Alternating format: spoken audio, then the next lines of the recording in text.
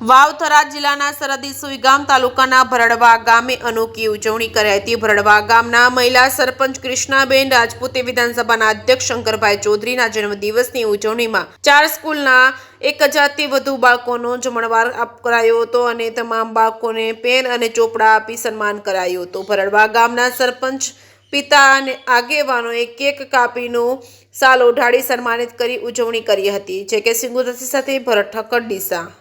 वंदे मातरम, भारत माता की जय। बहु आज अमरा गाम में एक हर्ष ने आनंद की लागती छवायेली है। शंकरभाई चौधरी ए अमरा आ विस्तारना एक नेता थे, अमरा हृदय में वसेला थे। आज एमनो जन्मदाड़ो होय, अमरा गामना सरपंच श्री कृष्णाबेने एमना जन्मदाड़ा निमित्ते आज आ गामना 1000 बाळकोने तिथि भोजन आप्युं छे अने बीजा गामथी अनेक रीते शाळाने बाळकोने तिथि भोजन आप्युं। एटલું જ નહીં પણ બાળકોને પ્રોત્સાહન સ્વરૂપે પેનો આપીને પણ સન્માન કર્યો છે। ગામના વડીલોને પણ નોતર્યા છે, વડીલોને પણ આમાં સહભાગી બન્યા છે।